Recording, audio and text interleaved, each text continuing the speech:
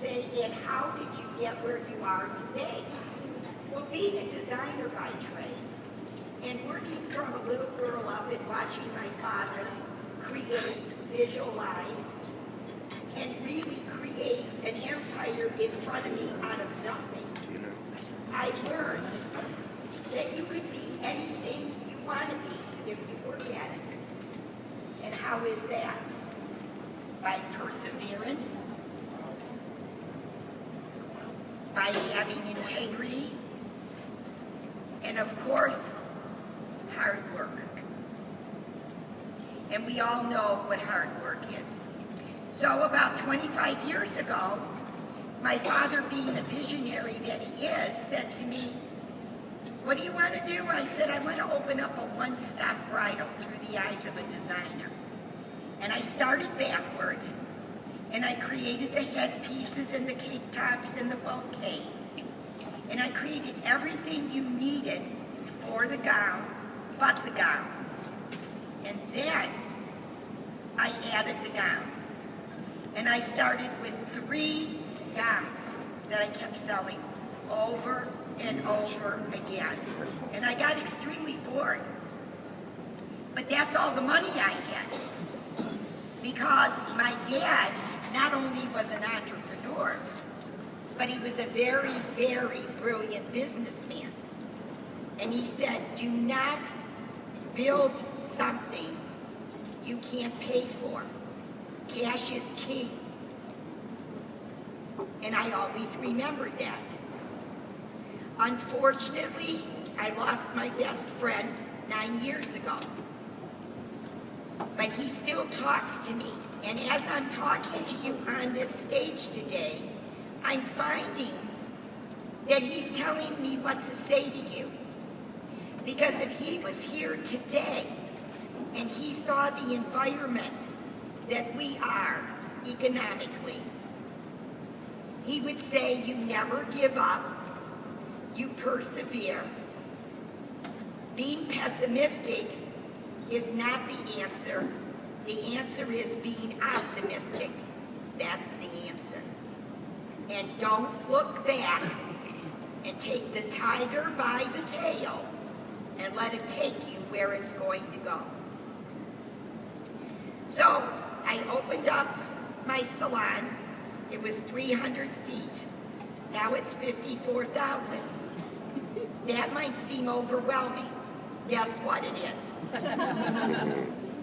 My problems are no different than yours. In fact, they're multiplied because of the size. So everything, in retrospect, is evaluated according to the size of what you have. And it's all relevant in sales accordingly. So really, we're all in the same boat.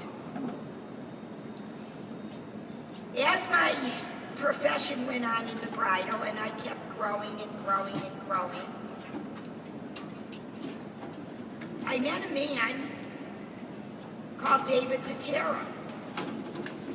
And the odd part was, his father or grandfather was a florist, and so was my father. And we started talking, and we gained a mutual relationship. And I said, you know what? You're very good. In fact, you're excellent. I want to talk to you. I want to license you for bridal event products. And why could I do that successfully? Not because I'm smart, because I've learned from all of you and all of the public that I deal with every day of the week. I learned to know what to do, what not to do, and what is needed. And I developed a line of merchandise that is on 12. Again, you're all welcome to come up today. Tonight we're hosting a cocktail party for David at 5 o'clock, and there will be a meet and greet, and he will be signing autographs. But I developed a line of merchandise that I feel very strongly because it gives you add-on sales at your register, and we desperately need it. Now, yes, it is in the area craft stores, no question. When you mass produce a product, you need SKUs. SKUs drive the price down, which makes it affordable. The difference between the salon industry and the craft industry is we have a fashion platform to develop the product on that a craft store environment does not have. We can capitalize on that by showing them and using the products to create extra money in our stores. And this is not the only product.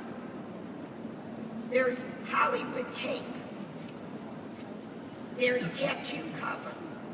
There's Spanx, jewelry, shoes, purses. All of these items are extremely important for your bottom line. Really what I'm here today is not to mainly talk about what I've done on 12, although I do hope you show up, because if I don't get any orders, I probably can't go home to my family. You got to remember, this is a family-owned business. You know how many there are of us in it? 39. What drug do you think I take? And yet, we've been all blessed with the legacy of my father and the passion to continue his legacy. And that's what makes this all happen. Now, let's get back to the bridal business. Okay, I have 54,000 square feet. How did I do that? How do I establish, and how do I bring customers in and become profitable? How do I close sales? How do I make sure that they don't go anywhere else? Service, service, service. Price is number 3. Remember that. Remember that the main thing you need to remember is you are who you are. Don't compare yourself to the store 50 miles away. Forget about it. It doesn't exist. My father would always say to me, if you worry about the other person, you have no time to worry about yourself, and you're not going to go anywhere. It is what it is. Competition is with us to stay. How do we rise above competition? By making our salon the best we can possibly make it. And how does that happen? It happens very simply. By every day we open the door and we turn the key with a positive attitude that we have the product to sell and the knowledge. Knowledge is extremely important. Education of your employees is utmost. And what you have to remember is the first 5 minutes with a client is going to make or break you. Why? Because you have to convince them that you are their best friend and that you really know and understand what they're looking for. This is extremely important. We need to know what's in their head because they don't know themselves. You know, today, young girls are busy with their jobs, with their exercising, and to put on a bouffant or a trumpet-style chiffon gown to walk down the aisle, they're not used to seeing themselves. You have to look at the body type. You have to feed your client out, take a look, and say, okay, this is what I need to do. This is what looks good on her. Let her bring in what she likes, and then you trickle in what you know is correct. And I always say, humor me, put this on. Oh, I don't like this. This is not what I'm looking. I said, just put it on. Quit whining. Usually, it's the one they buy.